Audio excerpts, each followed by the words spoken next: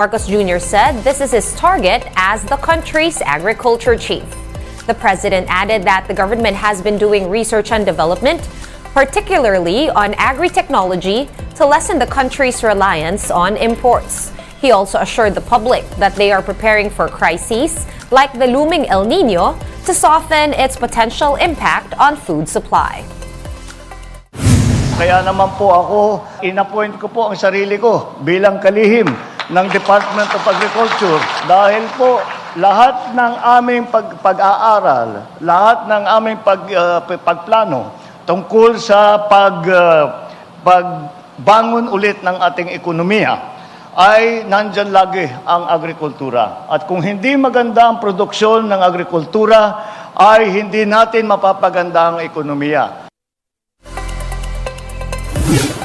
Related to that, the National Irrigation Administration says it will roll out short-term solutions to safeguard the agriculture sector against the possible ill effects of the El Nino.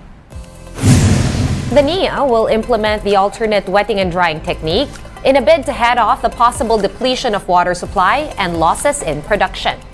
Alternate wetting and drying is a water-saving technology that can reduce the irrigation water consumption of farmers without decreasing yield. Aside from this, hybrid varieties of rice and high-value crops will be planted in affected areas. NIA says parts of Luzon and Visayas will be the hardest hit by El Nino. In other news, residents of Occidental Mindoro are struggling with routine day-to-day activities as the power crisis in the province continues. Mon Gualvez reports. Loads of laundry welcome those who enter this laundry shop in Mamburao, Occidental Mindoro. People here take advantage of the 4 precious hours that power is on in the province. Ay bilisan kami magtrabaho sa laundry, maglaba, salang lahat sa machine. At sa loob ng 4 na oras at hindi natapos ang sitwasyon ng dryer-in, ay saka kami nagpapaandar ng generator. They spend up to 800 pesos daily in crude just to run their generator. Aside from the cost, they also adjust working hours to the availability of power, which is often during the wee hours of the night or at dawn. Mula alas 12, magsasakripisyo ka ng magtrabaho, maglaba sa laundry hanggang alas 4. Fishermen are also complaining about the 20-hour rotational brownout. Their main concern, the ice they use for 1 week of fishing. Nag-aantay po kami nung dating ng yelo na makapal. Imbis na makakalaot ngayong araw na ito, mag-aantay ka pa ng 2-3 araw. Pagdating ng yelo, saka ka pa makakalaot. This sealing tank is supposed to be filled all the time with ice because this holds the fish they catch here in the barangay in Mamburao town before traveling to Manila. But now, sometimes a week passes by that the storage is not being filled due to the high cost of ice. The provincial government has written to almost all energy-related agencies to ask for help. Sumagot ang DOE, pero mga plans pa rin eh. Yung sinasabi niyang emergency purchase ng power supply, 1 year pa yung sinasabi niya, immediate na yung kailangan namin. Ang immediate kasi may 8 megawatts na nandyan. Malaking tulong yun kung yung 8 megawatts ng OMCPC mabigyan ng ruling ng ERC, sigurado may kuryente kami. By tomorrow though, they may experience a respite. This as the current 12 megawatts being consumed by the province will be hiked by 5 megawatts. Binigyan kasi kami ng Certificate of Exemption ng DOE na mag-procure without conducting a competitive selection process. Pero hindi ito makakakuha ng subsidy mula sa gobyerno.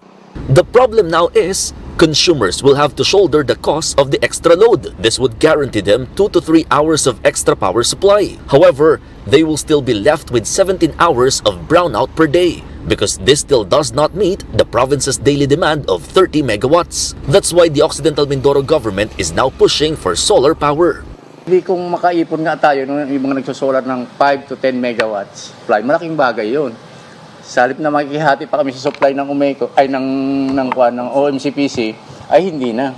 In the end, the province appeals to President Bongbong Marcos to help them solve their power woes, which has already spanned more than a decade. For News 5, Mon Gualvez, we are One News. More stories coming your way after this quick break. Stay with us here on One News.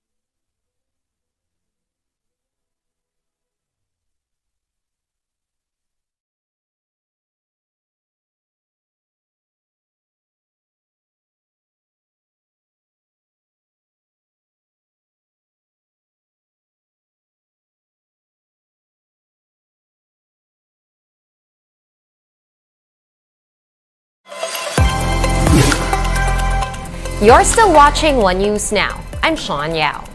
Business owners in Puerto Galera are feeling the pinch as the oil spill from Occidental Mindoro already contaminated local waters. According to the local tourism office, around 700 tourists canceled their trips to Puerto Galera last week. This is after the Environment Department found that only 9 of 35 stations in the area passed the water quality test. And while the local tourism industry tries to continue on business as usual, some local entrepreneurs air their concerns about how the oil spill is affecting their livelihoods. Napakahirap, sir, dahil talagang ang sunod-sunod na yun, sir, yung maraming tanong sa amin sa Messenger. Ate Lani, kumusta ang Puerto Galera? At ate, hindi ba kami mapapikton? Wala naman tayong magagawa dahil natatakot sila sa oil spill na balita. So, kahit na sinabihan ko sila na pwede naman ibalik ang pera nila kung may oil spill.